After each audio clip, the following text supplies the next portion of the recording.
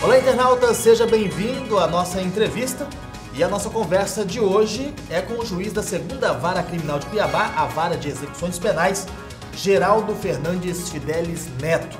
Entre os temas teremos assuntos importantes e polêmicos, como a decisão do Tribunal de Justiça de Mato Grosso em transferir para Cuiabá, para a Penitenciária Central, o antigo Pascoal Ramos, o ex-bicheiro e comendador Arcanjo Ribeiro, atualmente preso em uma penitenciária de segurança máxima em Mossoró, no Rio Grande do Norte.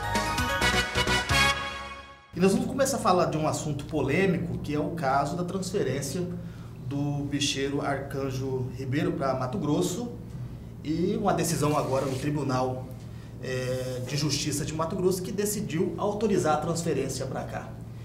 Em 2007, o Arcanjo ele já foi tirado do estado das penitenciárias pela periculosidade dele. Hoje, Mato Grosso tem condições de receber o comendador novamente?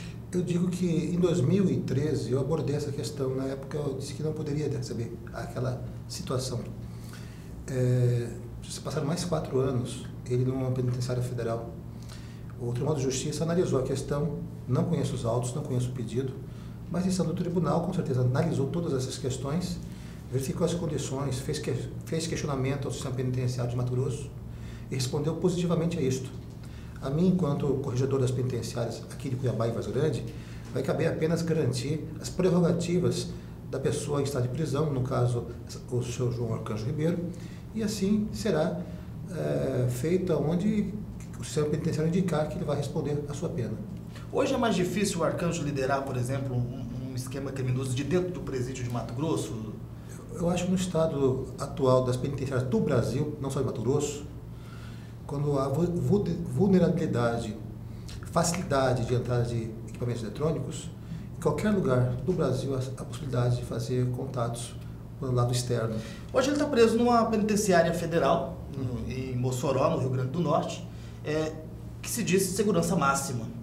Qual que é a diferença? Porque se coloca a federal como segurança máxima, Mato Grosso nós não temos nenhum presídio federal para poder abrigar esse tipo de criminoso. Qual que é a diferença, já que o senhor fala que todo o sistema é crítico? Eu sou muito favorável à criação em Mato Grosso de uma penitenciária estadual de segurança máxima. Eu sou muito crítico às penitenciárias federais. Muito crítico mesmo. As pessoas vão... É igual uma academia da área de propaganda e marketing, por exemplo. Tem faculdades e faculdades. Né? Na área jurídica. É uma faculdade do interior do estado, lá de Roraima, uma faculdade numa capital do estado, uma faculdade, uma USP, então tem uma gradação. As penitenciárias também serve isso, serve esse entendimento. Uma coisa é responder numa cadeia simples do interior, outra num CRC, que é o antigo Carumbé, outra na PCE, aqui em Cuiabá. O antigo Pascoal Ramos. O antigo Pascoal Ramos. E imagine então uma pessoa que vem numa federal, chega igual o coronel, igual o general, melhor dizendo. Coronel não, mas general. Então eu sou muito crítico a essa forma de aplicação. Eu diria ali, na linha da bandidagem ele está um padrão acima, uma escada acima. É isso que eles pensam, equivocadamente, mas pensam assim. Então eu sou contrário à retirada de qualquer pessoa de Mato Grosso. Isso eu posso falar depois de estar quase 5 anos na Vara de Execução Penal aqui em Cuiabá. Não pensava assim há 4 anos atrás, mas agora eu penso assim, sim. É necessário que Mato Grosso tenha uma penitenciária estadual, umas 200 vagas, coisa pequena, para colocar os líderes das organizações criminosas, para colocar as suas pessoas que precisam ter maior segurança nessa penitenciária, para que nós cuidemos do pessoal que é daqui da região, que tenha o seu contato com o pessoal de Mato Grosso, para evitar contatos com externos, que isso é pior. No caso do seu João Arcanjo, eu não tenho um número de quantos anos ele passou fora daqui, mas Mato Grosso mudou muito nesses anos todos. E eu tenho certeza que, embora nós tenhamos muitas dificuldades, tanto na parte física, das construções, mas e principalmente na parte humana, serventuários, agentes penitenciários, mesmo com todas as dificuldades, nós estamos num patamar que não há impossibilidade de ele responder aqui. ou a pena que ele está respondendo. É impossível não perguntar, porque a gente teve recentemente vários problemas com questões de líderes de comandos criminosos, como o do PCC, Comando Vermelho, em Mato Grosso, em que teve que trocar presos de local, de penitenciária. E o Arcanjo não deixa de ser um reforço nessa questão. Não que ele tenha vínculo, mas que é um líder a mais para ser cuidado. Agora, o senhor me dizia aqui, antes da gente entrar no ar, que hoje existe pessoas, líderes mais perigosos do que o próprio Arcanjo em Mato Grosso? Eu acho que é uma questão subjetiva. Quem é mais perigoso? Indicar uma pessoa mais perigosa. Além de que nós, até por questão de técnica de tratamento, nós não lidamos dessa maneira. Nós não buscamos essa separação da contraparticularidade. Esse título, né? Esse título. Mesmo porque se eu chamo uma pessoa de perigoso, automaticamente vai se tornar um líder dentro da organização do mal. Eu vou trocar até a minha frase, eu colocaria poderoso, doutor. Eu entendo que todas as pessoas que precisam de uma atenção especial devem ser separadas pelo sistema penitenciário de Mato Grosso, de acordo com seu perfil, a fim de que haja uma atenção no enquadramento, no contato, no acesso, né? E mesmo falando ainda que precisa ter uma penitenciária estadual, que não tem ainda, com a segurança extrema, além da máxima, não existe isso aqui ainda, mas mesmo nas condições atuais, não vejo uma dificuldade de uma atenção às pessoas perigosas. Mas eu observo uma coisa importante: não se pode juntar cores diferentes, facções diferentes. Se os partidos que se mencionam A, ou B ou C, não podem ter contato um com o outro, para não ter os problemas que houveram lá em Manaus, lá no Rio Grande do Norte, lá em Pedrinhas. Problemas que teve aqui em Cáceres, menor, mas teve, né, doutor? Eu não estava lá nesse momento, eu não posso responder detalhes, sim, eu conheço. Mas eu fiquei sabendo de uma possibilidade, dos meses passados, de trazer umas pessoas para cá. Eu determinei que não viessem para cá. Que isso aqui não pode ter duas cores próximas. Que encaminhe, busque separá-las num lugar diferenciado, mas que não pode ser em Cuiabá, onde tem uma predominância de uma certa situação, de um certo partido do crime. Então, nós não podemos fazer essa mistura. Tem que ter toda a atenção para evitar que nós tenhamos nosso Mato Grosso escrito, como foi escrito em outros estados, nessa galeria de mortes, de rebeliões que não ficam circunscritos apenas dentro das penitenciárias, porque estouram-se ônibus nos bairros, pessoas são vitimizadas nas suas residências. Isso não pode acontecer, nós não podemos chegar a esse ponto. Então, nós temos que ter toda a atenção no trato da questão penitenciária. O senhor falou de não deixar manter esse contato, e aí eu tenho um outro ponto aqui, que é a questão do ex-policial Célio Alves, era um pistoleiro de alta confiança do Arcanjo. Ele foi condenado a 55 anos de prisão, está na PCC. Como o Estado deve garantir que não mantenha relação com o Arcanjo, o ex-policial? Separando-os. O Arcanjo vai ficar sozinho? Como que vai isso aí? Isso? Eu não sei mesmo porque a decisão foi recente, e vai caber ao sistema penitenciário, através das superintendências das penitenciárias, fazer a análise em qual penitenciário do Estado deve ficar o seu João Arcanjo. Não cabe à execução penal, ao juiz da execução penal. Quem faz essa locação é uma decisão administrativa por parte da Secretaria de Justiça e Direitos Humanos, que tem o sistema penitenciário em seu bojo. Mas a recomendação é que se tenha um cuidado... Eu penso que deveria ter um cuidado especial nesse sentido, para evitar fazer a união de pessoas que podem dar um atrito, né, grande lá dentro, e não é o caminho certo. Nós sempre queremos pacificar, queremos harmonizar, e não criar guerras. O próprio Ministério Público, ele aponta um risco de fuga do Arcanjo aqui em Mato Grosso. Como que o senhor avalia esse apontamento do MP? Eu não conheço essa informação ainda. E não tem nada nesse sentido, para mim chegou nesse sentido ainda. Então, essa é uma situação nova que também está chegando agora, que eu acredito que todas as pessoas que estão no sistema penitenciário de Mato Grosso aqui estão sob vigilância, e ainda mais, principalmente quando os agentes penitenciários foram tomar conta das penitenciárias. Hoje você vê, eu praticamente quase não assisti fugas aqui em Cuiabá e Vargas Grande nos últimos anos. E aqui em Mato Grosso está sendo bem controlado. Uma situação ou outra pontual acontece, depois logo é investigado e é encontrado o problema, mas não é uma questão como ainda é. Nosso problema é muito sério aqui no Mato Grosso, muito sério, sou muito crítico. No entanto, quando eu vou em encontros nacionais, Mato Grosso, está muito à frente de outros estados.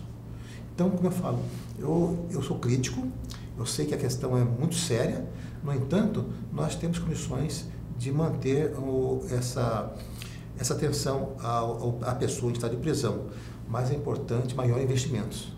É fundamental que o governo do estado observe a precariedade das condições físicas, a precariedade das questões de pessoal. Está faltando agente penitenciário, sim, e não só em Cuiabá, mas todo o estado está com esse problema sério. E nós, nosso Poder Judiciário, através do GMF, Grupo de Monitoramento e Fiscalização do Sistema Penitenciário, que tem à frente o desembargador Gilberto Giraldelli, está viabilizando contato junto ao governo do estado para que nós encontremos soluções para esses problemas. A gente nota uma preocupação da população, especificamente na entrada de aparelhos telefônicos dentro das penitenciárias. E assim o arcanjo ou qualquer outro líder de organização criminosa tem o poder de se comunicar com qualquer um dos seus membros aqui fora. Isso também precisa sim, de um aumento de fiscalização. Eu ouvi uma fala de um antigo diretor da Sejud que falou o seguinte: às vezes é mais perigoso um telefone de uma penitenciária do que um revólver 38, porque pode gerar vítimas do lado externo, assaltos, crimes, e formar as relações de uma organização criminosa. Então é muito séria essa questão. É por isso que é importante que o Estado adquira o body scan, o scanner corporal, para que as pessoas que vão adentrar, desde que seja uma dúvida sobre a integridade delas, passem pelo scanner, para que nós possamos minimizar ao máximo a entrada de materiais proibidos, não só armas, como celulares e drogas também. Que é um dos principais problemas hoje enfrentados, né?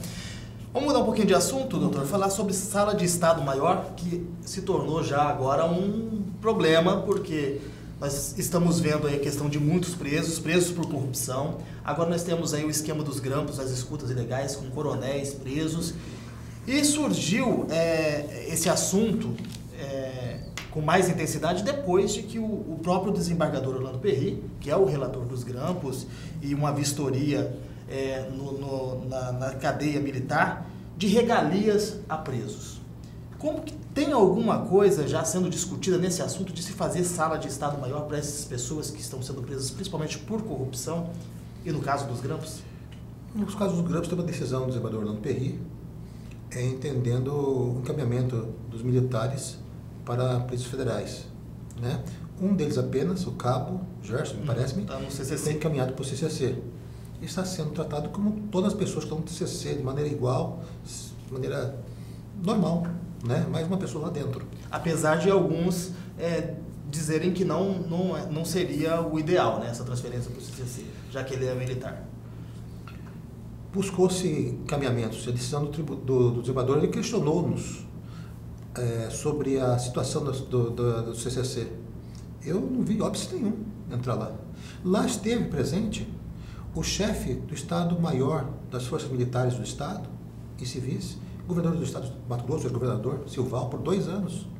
Esse é o chefe máximo das polícias. Secretários de Estado. Secretário de Estados, um desembargador, advogados. Por que não um cabo da PM? A integridade física dele nunca houve nenhum tipo de violações lá. E se houvesse, nós fomos informados pela gestão, pelos gestores da unidade. Eu não vejo óbice nenhum, e lá está lá, respondendo de maneira tranquila. E a questão do desembargador chamar a cadeia militar de resort, como o senhor avalia essas regalias que foram encontradas durante fiscalização? Eu participei da fiscalização. Sim. Junto com o Dr. Bruno. Inclusive o senhor que emitiu o relatório. O relatório e o relatório frio, de acordo com o que nós enxergamos, sem qualquer tipo de qualificativo, sem nenhuma crítica, mas apenas reportamos o que nós assistimos. Essas informações chegaram de maneira concreta para o desembargador e ele, analisando nosso relatório, chegou a essa conclusão, né? E tanto chegou a essa conclusão que já sobre essa visão já teve decisões, encaminhamento de vários militares para a unidade federal, né, penitenciária federal, e um deles, o cabo Gerson, lá para Santo Antônio, que lá houve algum problema lá, não sei detalhes, não conheço o processo, que a alternativa foi perguntar sobre o CCC, e tudo bem, não há problema no CCC. E assim foi. Agora, a questão de maneira subjetiva, porque o desembargador Orlando Perry entendeu dessa maneira, cabe ele mesmo responder, porque ele assistiu, ele tem esse parâmetro, e seria até uma forma antiética se eventualmente eu fizesse um comentário sobre documentasse tanto a favor ou contra esse pensamento. O pensamento dele foi esse, nós manifestamos de maneira fria, ele entendeu dessa maneira, e agora cabe a implementar as decisões tomadas pelo tribunal, ou então, quem entender diferente, recorrer os órgãos cabíveis. Agora, neste momento, o senhor acredita, o senhor não vê a necessidade de uma construção de sala maior, de estado maior? Acho necessária a ampliação do CCC, essas operações, não somente esta, que você mencionou agora há pouco, mas várias outras estão acontecendo. O Brasil mudou. Com possibilidade de acontecer outras, né? Mato Grosso mudou, o Brasil mudou. Então é necessário sim ter essa atenção, não como regalia, longe disso, mas para garantir as prerrogativas, as atenções da lei do Código de Processo Penal, que prevê, em algumas situações, a pessoa que tem curso superior completo aguardar enquanto preso provisório naquele espaço, enquanto preso provisório. E também, e no caso da sala de Estado Maior, as pessoas que têm essa prerrogativa funcional, certo? Os juízes, advogados, promotores e uma série de situações que a lei prevê. Nessas situações nós precisamos aumentar. Antes, quando abriu, você falava, vai abrir para quê esse espaço? Hoje não, hoje está faltando espaço para atender tanto a necessidade do mercado, né? E já há essa conversa para essa construção, para essa determinação? Como que está esse andamento? É preciso agilizar isso. Essa é uma situação que eu vou buscar conversar com algumas pessoas, buscar conversar com a OAB, conversar com outras pessoas. É necessário avançar nesse sentido. Não chegou comigo concretamente uma atenção nesse sentido. Não há nada nesse sentido. Concretamente, não. Pode até ter uma ideia, mas é necessário avançar. Até para que não deixe de haver as prisões necessárias, né? Que a justiça vê necessárias. Sem dúvida. E para evitar hipótese de prisão domiciliar, que isso aí seria uma impunidade. Determinou, tem que cumprir no lugar adequado, mas esse lugar tem que ser adequado. E a população, ela questiona esse fato da prisão domiciliar para alguns e para outros não, né? Exato. Doutor, teve uma decisão polêmica também do senhor em questão das presas grávidas, que não podem ser algemadas e nem levadas em Camburão, em Cuiabá. Por que a medida é necessária? Eu não inventei a roda. Eu apenas estou fazendo aplicar o que já existe. Já existe através do artigo 1º da Constituição Federal, que é a garantia da dignidade da pessoa humana, um princípio máximo da Constituição Federal brasileira. Também, no artigo 5º, inciso 3 da Constituição Federal, impede a parte de tortura, o tratamento degradante, cruel, a qualquer ser humano. Não pode, é proibido no Brasil. E, além disso, além da nossa Constituição Federal, existe também as normas internacionais. A resolução número 6 de 16 de 2010, chamada Regras de Bangkok, ela garante o tratamento igual as presas, as pessoas, as mulheres em estado de prisão e também dando atenção para não ter crueldade em relação às mulheres. Além disso, além dessas regras, o Pacto São José de Costa Rica, que é o pacto que garante a atenção aos direitos da pessoa humana aqui na América Latina, ela determina o tratamento humanitário aos presos, em especial às mulheres em situação de vulnerabilidade. Diante dessas normativas todas, eu apenas concretizei a situação de que as mulheres grávidas não podem ser algemadas. Podem seguir sim para o seu tratamento, para seu deslocamento para ir para o trabalho, mesmo no estado de prisão, e também para atenção ao fórum, um carro normal sem algemas. Elas estão vulneráveis, certo? Isso impossibilitaria o risco de fuga. Não há essa possibilidade. Se eventualmente houver situação de fuga, tem que ser expressado. Mas até hoje não houve essa situação. Não houve essa situação. O que pode existir, sim, é uma violação a essas regras que eu falei agora há pouco. Em face disso aí, nós temos que estancar essa violação. Não pode ter qualquer mal-ferimento ao direito dessas pessoas. Em relação a tornozeleiras eletrônicas, já que a gente está falando da algema, sim, também tem a questão das tornozeleiras. Como está em Mato Grosso? Esses tempos nós tivemos problemas com falta do equipamento. E agora? Aqui em Cuiabá, em Vargem Grande, não tem faltado para nós. Nós só pedimos, estão prontos. Eu falo isso num grupo do WhatsApp com os colegas juízes criminais do Estado. Eles falam, queria eu estar em Cuiabá, porque aqui não tem tornozeleira. Disse vários colegas meus, disse cidade grande, Sorriso, Barra, Tangará. Então, uma situação crítica, porque tem que ser igual para todos. As atenções que nós temos, o número de tornozeleiros aqui em Cuiabá, tem que ter lá em São Félix do Araguaia, tem que ter lá em Juína, tem que ter lá em Alta Floresta, certo? Não pode ser somente a capital. Mato Grosso tem que ser tratado como um só, um todo, certo? Então, quanto esse aspecto, em Mato Grosso não está havendo as tornozeleiras para fazer o cumprimento do regime semiaberto. Mas a minha grande crítica, embora aqui em Cuiabá e Vargem Grande não haja problema sobre a apresentação da tornozeleira, mas a minha grande crítica é em relação à fiscalização. Tem que ser muito mais eficiente. Ainda há muitas falhas. Há falhas. É um sistema importante que dá resultados, mas tem que ser tratado com muito mais atenção, muito mais investimento, porque nós estamos buscando recuperar pessoas que já erraram na vida. Então, para que elas voltem à sociedade e não cometam de novo, não voltem a delinquir, praticando violências à sociedade, violências de todos os tipos. Então, nós temos que ter essa atenção para que nós não sejamos vítimas de uma nova violência futura. Para isso, tem que ter uma atenção, um rigor absoluto na fiscalização das pessoas que estão utilizando a tornozeleira eletrônica. E hoje, com a tornozeleira, a reincidência de crimes é bem menor do que antigamente, quando não existia. Diminuiu muito. Eu não tenho os dados aqui na cabeça, mas eu faço audiência de custódia também. E o Dr. Marcos Faleiro levantou esses números. Até mesmo, porque a audiência de custódia, no caso, ela veio também a diminuir, ensejar a diminuição do número de reincidência. São fatores que aconteceram em Mato Grosso de 3 a 2 anos para cá que modificaram o perfil para melhor. Mas nós temos que ser mais incisivos, temos que ter mais investimentos nessa área para poder dar essa atenção. Por exemplo, tem que ter atenção de equipes psicossociais para poder saber onde as pessoas estão trabalhando, como estão convivendo. É preciso fazer essa fiscalização, já que não se investiu e não vai se investir em colônias penais. Aqui em Mato Grosso, nós estamos com um déficit de 5.000 vagas no regime fechado. Você acha que vão construir colônias penais aqui? Não, nós estamos no regime fechado em déficit.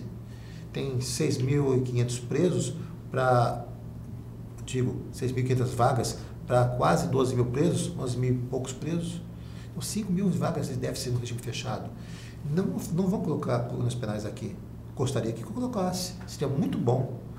Né? Porque nós temos a gradação da pena, fechado, semiaberto, depois aberto. Mas a chance é... Mas é mínima, vamos ser realistas. Mas então, diante da ausência do Estado nesse ponto, tem que ter investimento, pelo menos na alternativa. Porque até 2014 não tinha nenhum controle, era mínimo. O controle era mínimo, era um pífio. Tinha 100 vagas para mais de 1.500 pessoas se hospedarem nas casas de albergado, se tinha mais violência lá dentro. Tinha mais crimes, lá se cogitava, planejava-se, montava-se quadrilhas. Então, ao desmantelar as casas de albergado, a tornozeleira melhorou muito. No entanto, precisa melhorar mais, ser mais eficiente esse controle, para aquela pessoa que desobedecer as condições, tirar a tornozeleira, fazer manobras para poder evitar o controle, seja penada, retorne para o fechado se for necessário. Mas isso depende, sim, de uma fiscalização muito mais severa. Tá ok. Doutor, eu quero agradecer muito a participação do senhor aqui e deixar aí a câmera aberta para o senhor fazer os agradecimentos finais. Eu agradeço a oportunidade, sempre é importante essas oportunidades para nós conversarmos, elucidarmos dúvidas. Estou lá na 2ª Vara Criminal de Cuiabá, que é o Núcleo de Execução Penal de Cuiabá e Várzea Grande, sempre à disposição para qualquer tipo de esclarecimentos. E a você que está nos assistindo, muito obrigado e até o nosso próximo encontro.